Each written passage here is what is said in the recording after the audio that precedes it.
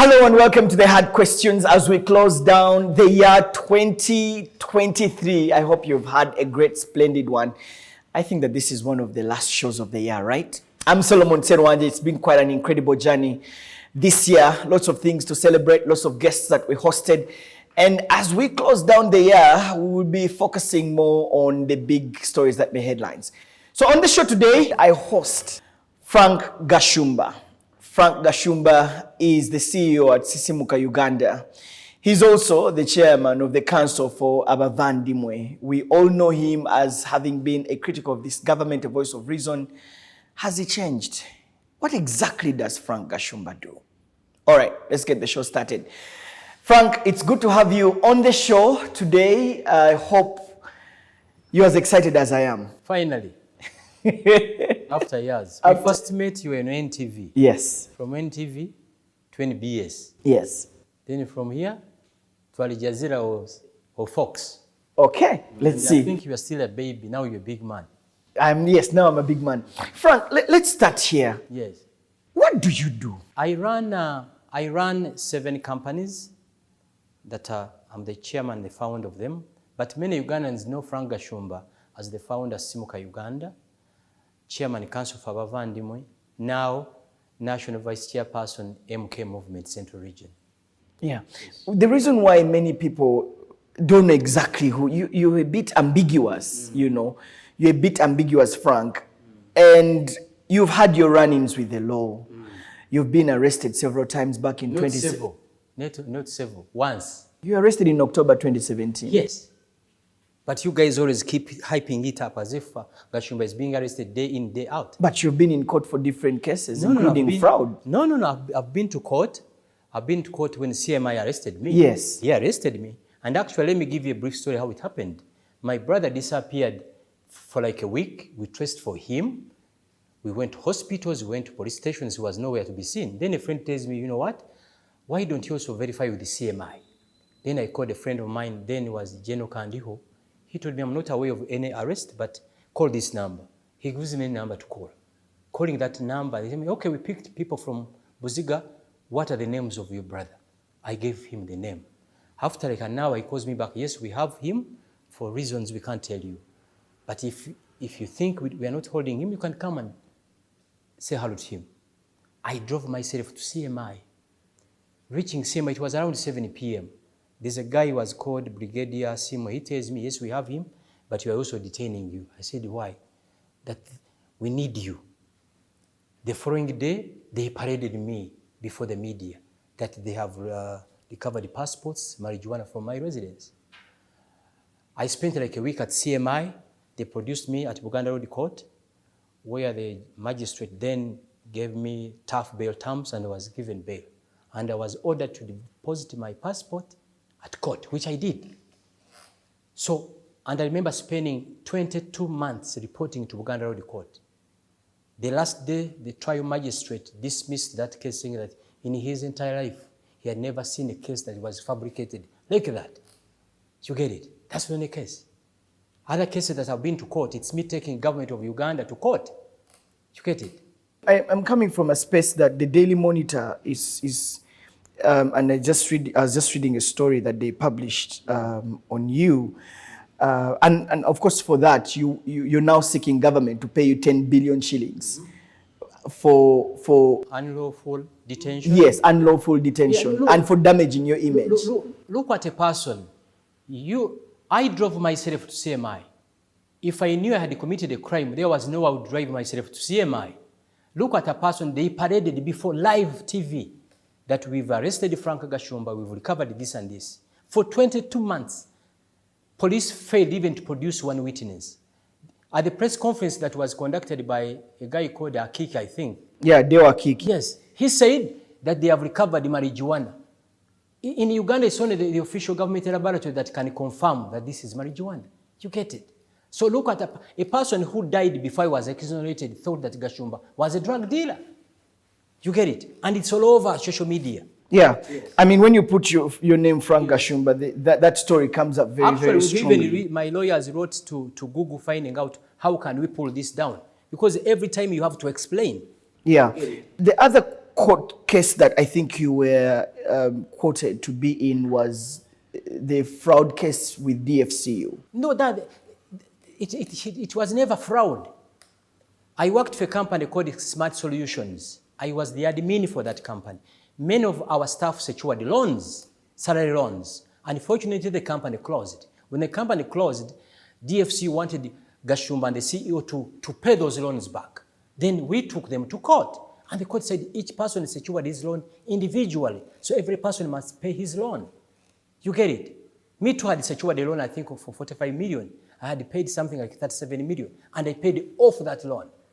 You get it? Yeah. Unfortunately, we have a sleepy, gullible media in Uganda. You get it? You guys don't dig deep. Well, that's a story, and it's quoted by, I think, the Daily Monitor in that story. So is Daily Monitor a verse from the Bible? It's not, but we believe in the credibility. Frank Gashumba, the other reasons, and I talked to some people who suggested that, unconfirmed reports, that part of your arrests was you were suspected of sharing intelligence with the Rwandan government. Are you a spy for the Rwandan government? Let me tell you, that's a lie 100%. You guys, you don't know the lives we are going through. During the rift between Rwanda and Uganda, Banyarwanda of Uganda, we became targets. President Museveni thought we are agents of Rwanda. And President Kagame too thought we are agents of Uganda. That's the crossfire we are in. You get it? That rift, I think, started in 2017. Life was becoming impossible. I've never worked for the government of Uganda. I've never worked for the government of Rwanda. I cannot be a spy. If I'm to be a spy, I have to be the director of external service. I can't be an undercover operative. You get it? Let me tell you a story. I think 2019, between the rift of Rwanda and Uganda, I was invited by President Museveni in Entebbe. They had fed him information that Gashumba works for the state of Rwanda. And I told him, anyone that has ever told you those stories, fire him. Because I've never, why would I be a spy? I've never worked for any security agency. Actually, the only time that I'm close to this government is by supporting General MK. You get it? So I'm not a spy. Let's stick to that particular aspect and where it has placed the Banyarwanda of Uganda in a very delicate position. I am privy to information and to the letters that you've consistently sent through the Council for Banyarwanda, which later on you say has transformed into the Council for Abavandimwe. Yes. Raising different complaints of abuse, for lack of a better word. Yes. Detention of the Banyarwanda people, refusing to give them national IDs and passports. Even denying them jobs. As well as, them being detained without trial. Would love to hear deeply on that. Trust me, it has become a crime to be a Munyarwanda in Uganda. A serious crime. I was born in Masaka. My grandparents migrated from Rwanda in 1922. Both my grandparents were buried in Masaka. My father was buried in Masaka. My mom lives in Masaka. I don't have an attachment with a country called Rwanda. The only attachment I have with a country called Rwanda is that my grandparents migrated from Rwanda. There are many Banyarwanda like me in Uganda who are suffering this. A Munyarwanda born in Uganda who has no attachment with a country called Rwanda, to acquire national ID or to acquire a passport, it has become practically impossible. Why? Those big gods who sit at the migration, now they determine who is a Ugandan. Solomon, let me tell you, when someone denies you a national ID, he has economically crippled you. Because without a national ID, you can't open up an account in a bank. You can't have a SIM card in your name. Even if you bought land, you cannot transfer it into your name. So it has become a crime for us, if you call yourself a Munyarwanda, to acquire state services. And if, for example, if you manage to acquire a national ID and you want to go, let's say, for Cheyo in Europe, getting a Ugandan passport, it's practically impossible. The moment, this is the procedure how you apply for a passport in Uganda. You know how it's done. Yeah. You go online, you pay 250,000, that's it. Other tribes, Baganda, Banyankole, Basoga, Batolo, Bagisu, it's automatic. But the moment you insulting that you are Munyarwanda, and by the way, Banyarwanda, a tribe in Uganda, We are In the sharing Constitution. Yes. Yes. It's recognized as a tribe. Yes. They will ask you 1,000 questions. Where do your parents live? When they come to Uganda? Blah, blah, blah, blah.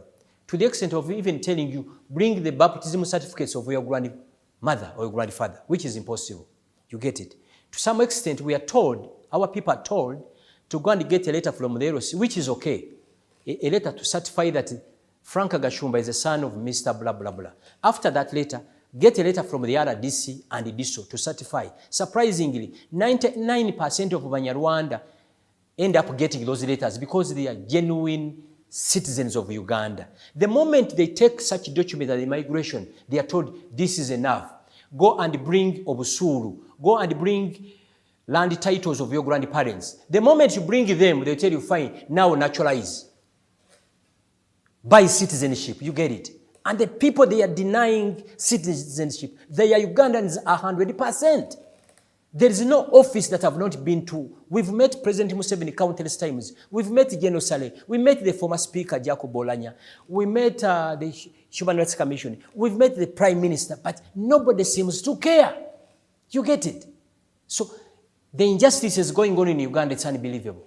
By the way, I think 70% of these young girls who are applying for these passports are going for BAO. They are going to Middle East to do those, they call it Banakadama. You get it? They are not applying for these passports to go for a holiday. They are going for better pastures. Why do you think you're treated that way? We are investigating it. But I highly believe President Museveni has a hand in it. If President Museveni wanted this to stop, it would stop right away. It will stop. President Museveni has a hand in it because he has the capacity to fix each and everything in this country. But he doesn't seem to care about our people. If you give me 5 minutes here, I can call you 100 Banyarwanda have been denied passports in Uganda. And with a national ID, if you don't know, even joining in Makerere now, without a national ID, you are not admitted in Makerere University. Even if government advertises for a job, the first requirement, you must have a national ID. And another scenario that I have to bring to your attention, those who even have national IDs, their cases we are receiving, you go to a banker to make a transaction, and you find your national ID was already flagged. You cannot make a transaction. Meaning if you are flying out for medical treatment, you cannot withdraw money from your account. And there are other cases where our people, their national IDs are confiscated at Katuna. Yes, I have seen that. Yes. Practically. Every day I receive between 10 to 15 phone calls. Ugandans, people who don't even know where Katuna is, people who don't even know where Kigali is. The only country they have is Uganda. You get it? Those are the injustices going on in this country. You've also mentioned that some of them are being arrested and detained. No, it was. In your letter, and you mentioned about the letter that you wrote to His Excellency, President Museveni, as the counsel for Bavandimwe. Yeah. I think you wrote it back and you said that there are some of your sons and daughters who are working in the National Security Forces, that's the UPDF, the police, and other departments who had been arrested, detained, and not released for 490 days plus. That happened because you remember the and there was no fair trial. Remember the rift between Rwanda and Uganda. That's when those arrests were taking place. But after the opening up, after the visit of General MK meeting President Kagame, after that, you can hardly hear arrests now. But previously, I think between 2017 to 2021, it was unbelievable. They would pick you because you called Rwanda. They would pick you because you have a relative in Rwanda. CMI was the center for detention, for torture. You get it? And after the firing of General Kandiho and CK, arrests reduced to 1%. So anything to do with the arrests now, it's over. The things we are fighting for are national IDs and passports and jobs. What do you mean jobs? The moment you are denied a national ID, you cannot apply for a job, my brother. Some of these jobs you see advertised by government for public service, the first requirement, you must be a Ugandan, and you don't have a national ID. Surprisingly, these top government officials are weird. Some of people denied our national IDs have finished Makerere on government. There's a case that is really disturbing us. A younger boy was denied a passport, and his father is a sergeant in UPDF. He has been a UPD officer for 22 years, and his son was denied a passport. Can you imagine? That's far we've reached. And you go beyond just a government operation in your letters that I have had preview to. You talked about some very terrible statements made against the Banyarwanda of Uganda that in your wording you said would be described as promoting genocide against the Banyarwanda. There are people in Uganda who have successfully preached hate against us. There's an MP called Iruta Maguzi. Every day he's on the radio preaching hate against Banyarwanda. He's not, there is another artist, this MP called Geoffrey Rutaya. He mobilized people in Lakai to wipe out Banyarwanda. He's not one. There are many people are preaching hate against Banyarwanda. But something I can assure Ugandans, Banyarwanda will never start a war. But the moment you start a war, we are going to end it. Trust me. We are law-abiding citizens. We can't start a war, but the moment you start a war against us, we shall have no option but to defend ourselves. You get it? We've reported countless cases to Uganda police, but they simply don't care. This man, Hilderman, the MP from Awokota, he sang a song calling us freeze. You get it? The way Interahamwe in Rwanda called Tutsis cockroaches. We reported to Uganda police, but they simply don't care.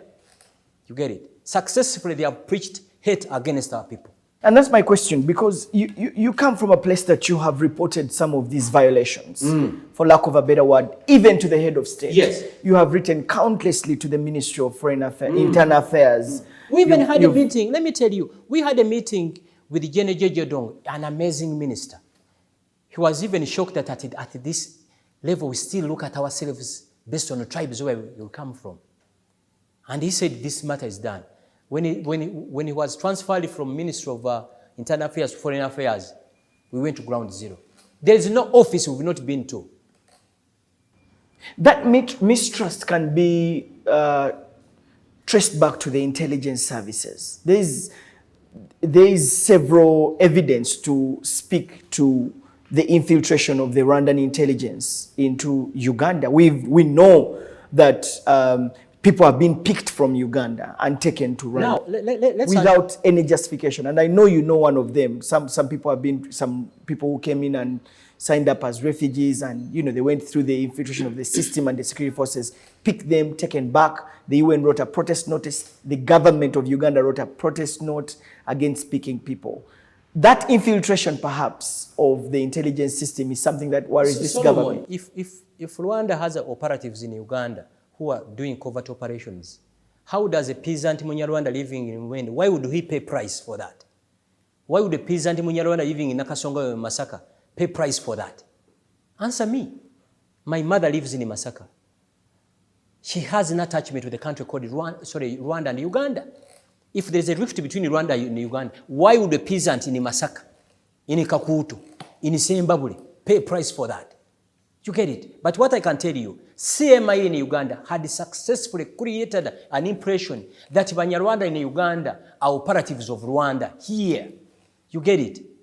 And let me tell you, if President Museveni had not fired those two top generals at CMI, I think the war would be fighting with Rwanda now. You get it? But what I can tell you, Banyarwanda are loyal citizens of Uganda. And what you guys don't know, when I go to Rwanda, I'm called a Mugande. Rwandans don't own me because I don't belong to Rwanda. When I go to Rwanda, I'm called a Mugande, a Ugandan.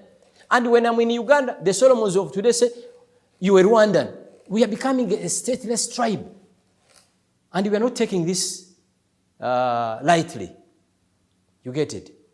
But if there is a rift between Rwanda and Uganda, let top guns in the government sort it out. Why would a peasant living in Ruwero pay a price? Because there is a misunderstanding between President Paul Kagame and President Yoweri Museveni. You get it? That's my question, and I'm leaving it to you.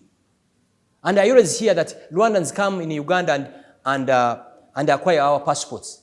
Close those loopholes, if there are such loopholes. Why would you punish a Munyarwanda from Ruwero because a Rwandan secured a Ugandan passport? Look at a person. He was born in Uganda, raised in Uganda, went to school in Uganda. He has brought an LOC letter, later from the other, this, from this, even the elders of the same area that we know Solomon Serwanja is a son of blah, blah, blah, blah, blah. And you are saying he's not a Ugandan. So these guys at the migration are becoming gods in Uganda. What's your plea? What's your call? We are going to the Constitutional Court. There's something we are working on now. It will be the last resort. If it does not sort it out, we have another plan. But we must fight for our rights. Solomon, I don't have any other country. I don't have any other country. And many Ugandans, there's something I want even to teach Ugandans to know from today. There are areas in Uganda that have existed before Uganda. You know, places like Ntungamo, Chisolo, they were part of Rwanda. Bazunguzi sat in Germany and it divided Africa. Some parts came to Uganda, other parts remained in Rwanda. Where do you take that person? And there are, let me, I think, give you more light on this. There are three categories of Banyarwanda in Uganda. There are those, like my grandparents were economic immigrants. They were not political refugees, no. They came to Uganda for cheer, the way you guys are going to London, the way you guys are going to the US. There's another group that President Kagame and President Rejema belong to. Those who left Rwanda because of the wrangles between Hutus and Tutsis. Those are the people who formed the core foundation of RPF. After the 1980-86 war, they said, we are refugees in Uganda, we have to return to our motherland. Those are the Kagames, President Kagame, and the late General Rejema. Another group, those are Banyarwanda that Bazungu sat in Germany and divided Africa. You get it? The Ntungamo, Chisolo, is it? I think even Rwampara here. No. You get it? And some Ugandans simply don't know that. I think we Banyarwanda leaders, we've not even done enough job. I think it's very important that we let Ugandans know the categories where we belong. And another thing, people that are really spreading hate against us, these are Ugandans in the diaspora. You know it very well. If your wife boarded a plane today, and she was pregnant, if her last destination is New York, and she delivers on the plane, his or her son will be an American citizen. Imagine Solomon, your wife travels to the US, she delivers from the US. Before that kid is released from hospital, she acquires an American passport. Yeah. You get it?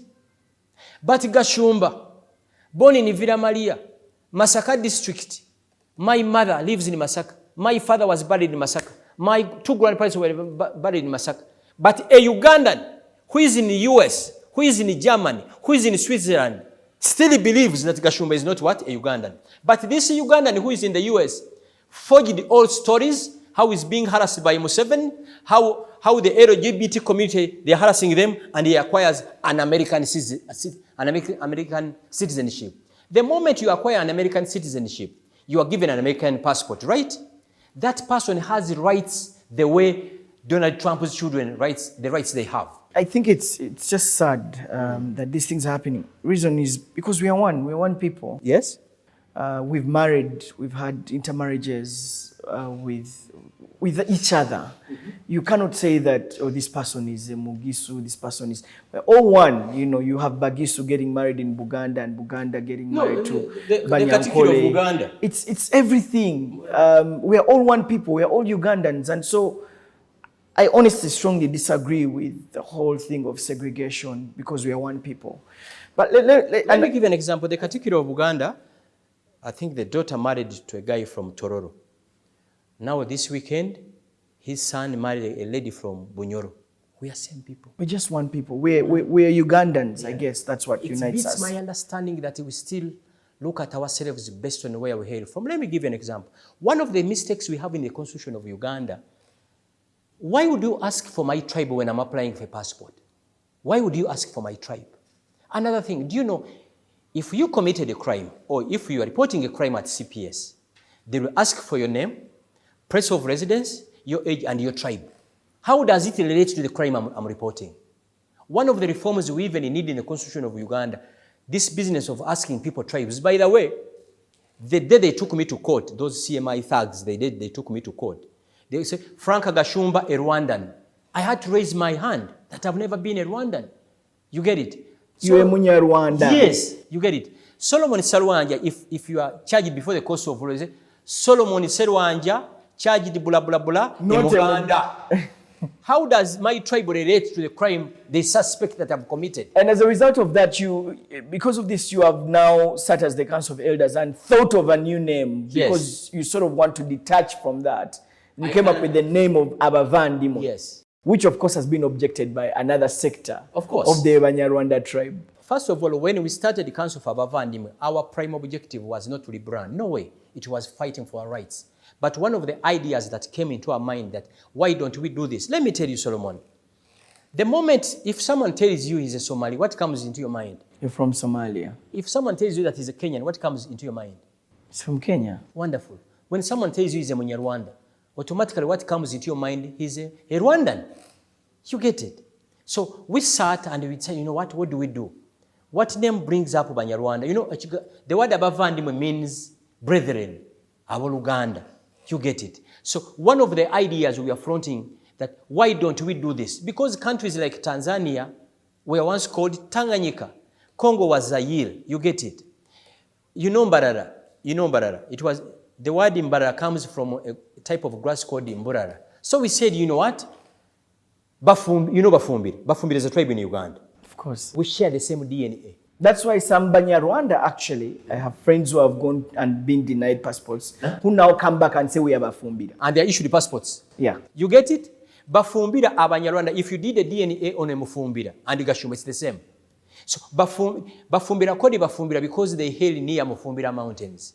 The Nubians here, they are Sudanese. But I think for them, from day one, they picked it and they called themselves Nubians because they hail near Nubian mountains. You get it? In Congo, you've heard of Banyamulenge. These are Tutsis living in Congo. They have an attachment with the Congo. We decided, you know what? I think it's advisable. For the betterness, if we want our children and our grandchildren to live in a better Uganda, let's look for an optional word to use or name. Then we came up with Abavandimo, my brother. Studies are weird. 78% of Banyarwanda below the age of 50 support it. People who are still resisting it is senior citizens who are above 80, 70, 80 years. Okay, Gashumba, I thought that we could spend some more time on that because I thought it was a very, very important issue to discuss. Frank Gashumba. If Frank Gashumba of the early 2000s met the Frank Gashumba of today, they're two completely different people. Why? Frank Gashumba used to speak truth to power. Frank Gashumba used to stand up to be counted as a person who would advocate for Bantu Bawansi, who would critique the state, you know. Right now, First of all, you are telling me you were a different person. First of all, you are telling Frank me Gashumba, I covered you during my early years of journalism. And I would bring my cameras in your office. And I was like, Frank has the muscle to speak truth to power. That has changed. Have I stopped? You are now on the eating table. Oh my God, I wish. Guys in the government, can you invite me to that eating table? You are actually on the eating table. How? You were almost getting that contract of printing 10, the T-shirts, and you know, the whole circus. You're part of power. I'm saying Muhoozi Kainerugaba is part of government. Yeah. So you're on the table, you're eating, and some people have disowned you as you no longer speak. Which people? You ask anyone on the street and ask them, and they'll say, Gashumba Muveko Kati. Simple. Sisimuka Uganda. Where is it? What happened to it? Get a car of your own. We move on the streets of Kampala. You'll be shocked how Ugandans welcome me. You'll be shocked. You know, there is this new TikTok social media that confuses Ugandans. Frank Gashumba, do you speak truth to power anymore? Let me tell you. First of all, it was not year 2000. From 2011, I was actively involved in political activism. I was moving with Dr. Kiza Besigye up to 2016. We started Simuka Uganda in 2011.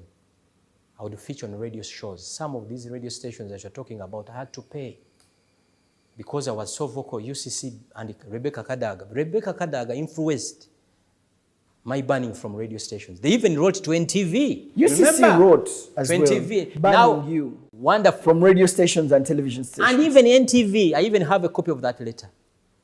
Where do you expect Gashumba to speak from? Where? These media houses that you're talking about, I know them. Some of them to feature on a TV show, you have to pay some money to feature. That's not the Uganda I dream to live in. The Uganda I dream to live in, Solomon, you have the right to support any person you think is the right person to support. And I have the right to speak or to represent a person I think is the right person to lead this country. 2016, Dr. Besigye told us, I know it from a fact.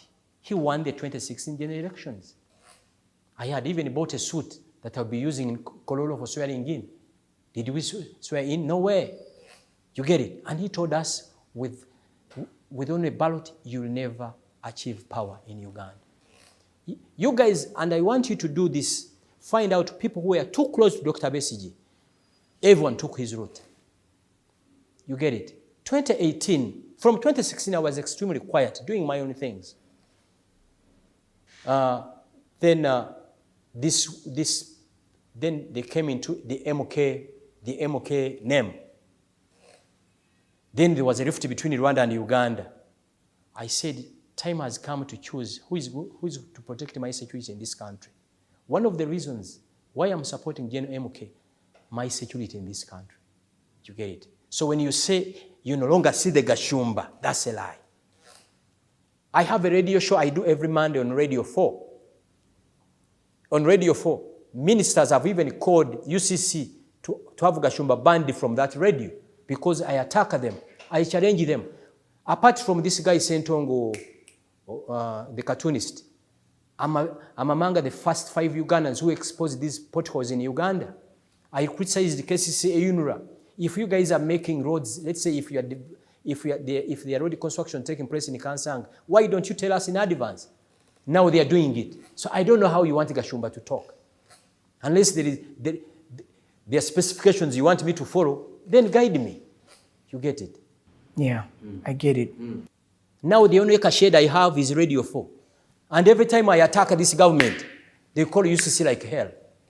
You remember how I compared the 9 years of Idi Amin and the 37 years of NRM? Every minister called me. We thought you belonged to us. I said, I belong to you. When did I start belonging to you? Can you show me my paycheck or my pay slip? I drive my car. I fuel my car.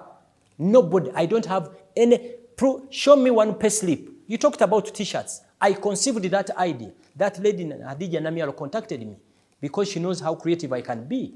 And I told her, simple, I'm doing this work for you strictly for business because I don't believe President Museveni can push this country any further. We agreed. I came up with the designs. The person seated in front of you, it's me who came up with that word, Omalako Jaja Tova Kumain. 3 months we worked together well. After that, she kicked me out. So if I was deep in the government, would they kick me out? You get it? I've even written to the president. I think I have T-shirts worth over 1 billion Uganda shillings. They have not paid me, and you are saying Gashumba is with them, dining with them. How? You get it? That's the perception. You people think if you are called Gashumba and Taganda, you are in things enjoying. We survive on our own. You get it? That's it. You can, because Gashumba is with the MOK. Is MOK the government? Is MOK the president of Uganda? MOK is the senior presidential advisor. He's not the commander-in-chief. He's not the president of Uganda. You get it? And the MOK, I cannot even involve him that, sir, I'm having T-shirts worth 1 billion because he won't even help me. You get it? So that business of saying these are the people enjoying, he's on the dining table. Which dining table? Show me that Gashumba loads fuel from here. Gashumba is driving a state car. No way. The government is helping you with your businesses. How? I pay taxes. I have 7 companies running in this Kampala. I pay taxes. Sometimes here I even borrow money from money lenders to pay taxes. What are you talking about? You don't know what we are going through. But there is this perception in Banyarwanda have weekly allowances, monthly allowances. We survive like street hustlers. If you don't know. I saw the other day, they are giving everyone, land cruisers, former speakers, land cruisers. At least give me a double cabin so that I can also enjoy. I survive. If I'm telling a lie, God should punish me. I don't have any incentive from this government. And it pains us. The entire public believes, my brother, I wish you would share my pain. It's not easy the way you think. And there's this perception, a government here, where they are the ones enjoying. We also see that government in convoys and on TV. Frank Gashumba, this is, I have tried as much as I can not to ask you this question, because I didn't want us to actively get into your personal life. The challenge, though, is you live a public life, and we have seen you come out strongly on what in sometimes you've called indiscipline of your daughter. As a father, I watched some of the videos that you've come out to say, as a father, I can only do so much. This person has their own life. Stop, putting me under pressure and all that. I've done my parenting role.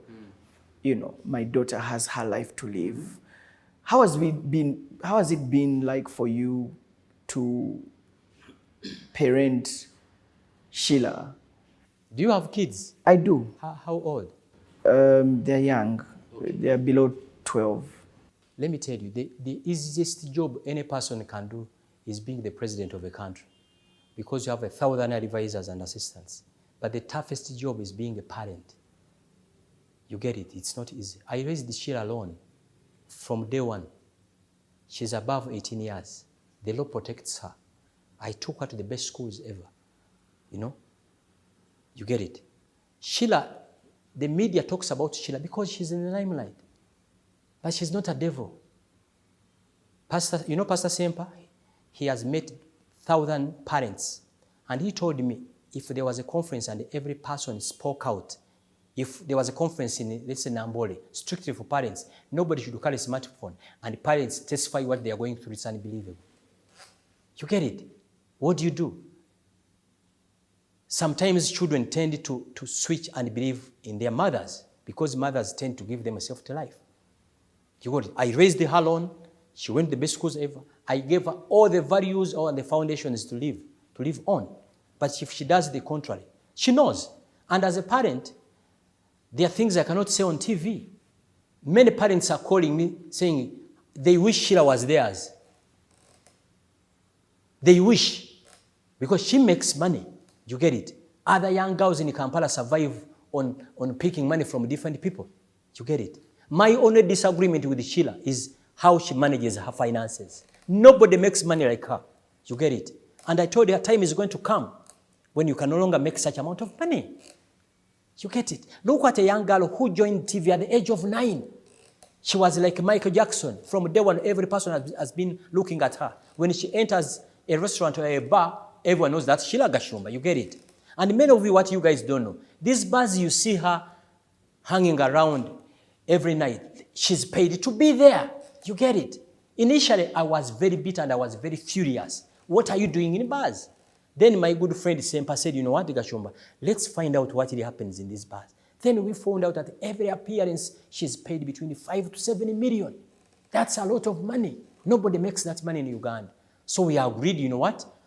Because you are in the showbiz, at least, okay, spend like 40%.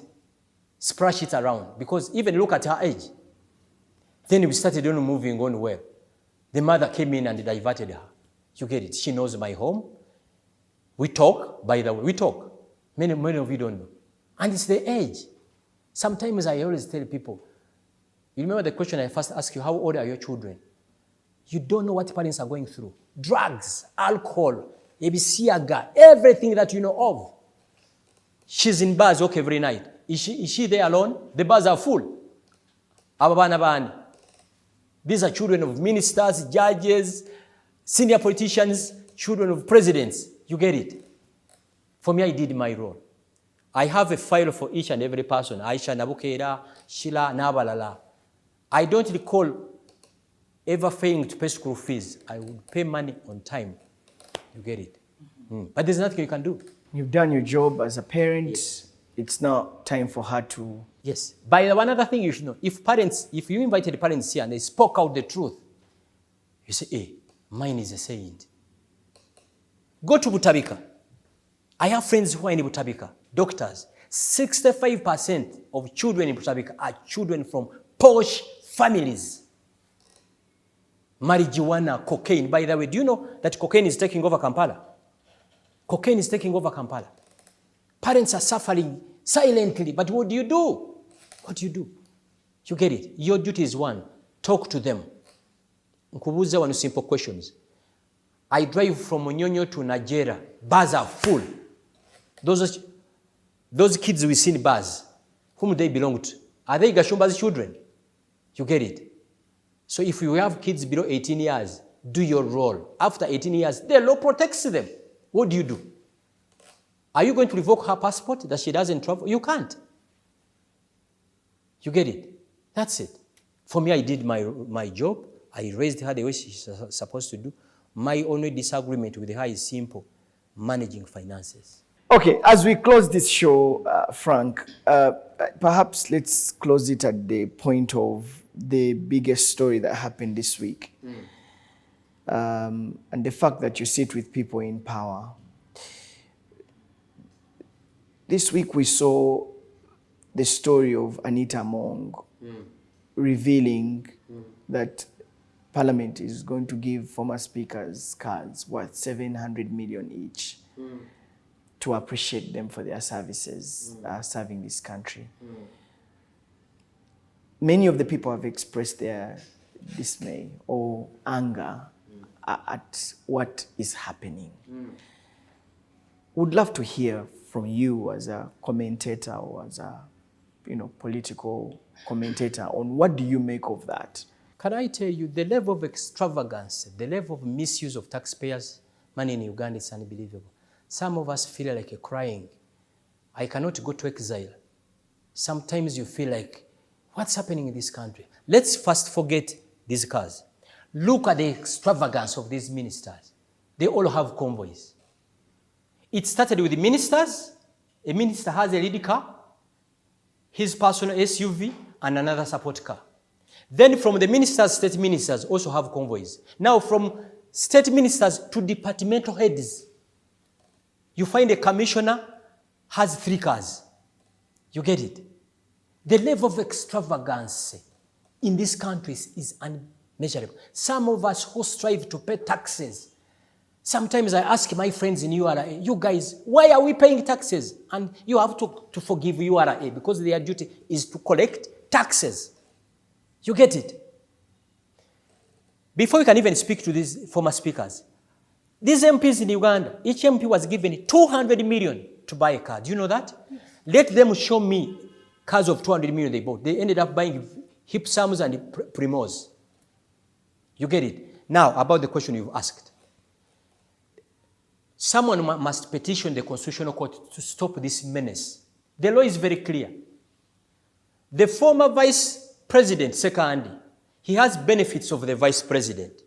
The same Sekandi has benefits of the former Speaker because he was Speaker of Parliament. He has even benefits of the former Deputy Speaker. All those titles, he's given a car. Sekandi, he's a senior presidential advisor. President Museveni rented him a floor on Kampala Kingdom. He has another Land Cruiser as a senior presidential advisor. With C. If Ugandans knew what's happening in Kampala, each one would walk from his village and assemble in Kampala. Let's talk about, for example, the Honorable Kadaga, Member of Parliament for Kamuli Municipality. Wonderful. The Honorable Kadaga is a Minister for East African Affairs. Wonderful. She has a car as the MP for Kamuli Municipality. She has 2 cars. Kamuli, woman Member of Parliament, yes. She has 2 cars as the State Minister. No. She's the Minister for East African Affairs. Yes. That's another convoy. Yeah. Then she has been given the car's former Speaker. This country is boiling. Boiling. Boiling. Some of us, we no longer even watch news. The level of extravagance. I see these convoys and wonder, these convoys. And the only person who can stop this menace is General MK, because I know how he thinks. He's boiling also. Do you know MK moves with only 2 cars? 2 cars! The car where he sits and a car for his bodyguards. And I don't know if you remember the tweet he put up that the level of extravagance, and some ministers were in arms. So this, we have, if taxpayers' money were put to use in Uganda, Uganda will be like a Qatar or Dubai. But money is being misused. By the way, giving out cars to me, it's just a symptom. You get it? In Uganda, we no longer have corruption. It's the autocracy. People are looting this country in broad daylight. Let me ask you, Gashumba, why do you think General MK would be different? I mean, he's part of the system. How? We can only criticize MK if we took over the presidency. I know how he thinks. I've had countless meetings with him. I know how he thinks. He's boiling. He's boiling. He said, how can Kampala look like this? Now you need a 4-wheel drive. You need a double cabin to survive in Kampala. Kampala is the dirtiest city in the world. When it drizzles, it floods. You get it? Now they are trying to fix it here. There's a conference coming up in January. And after that, we go to ground zero. You get it? The only times when Kampala was switching into the right direction, when Jennifer Musisi was leading KCC. So I know what MK thinks about, and the Uganda he dreams to see. Frank Gashumba, does the center hold? Why? Is President Museveni in charge of this country? I can't. Does the center hold? Let me look into your eyes. The president is in charge of his security. He's not in charge of this country anymore. There are cartels. There are people who are becoming powerful than Museveni himself. Museveni, the only thing he's putting on his mind is his security. The rest, people are doing their own things. Let me tell you, every time you see a building coming up in Uganda, and you don't know the exact owner, that's taxpayers' money. People have looted this country beyond repair. But I can assure you, if you've participated in stealing taxpayers' money, when MK takes over presidency, just take yourself to upper prison, because I know how he thinks. Trust me. Because I work with him, I know how he thinks. He thinks we can be better. You get it? And you don't criticize MK because he's the son of the president. Criticize him if he fails to deliver, if he's elected the president of Uganda. You get it? And there are some sections of Uganda who say he cannot be a president. Why? He has all the qualifications. He's a Ugandan. He went to school.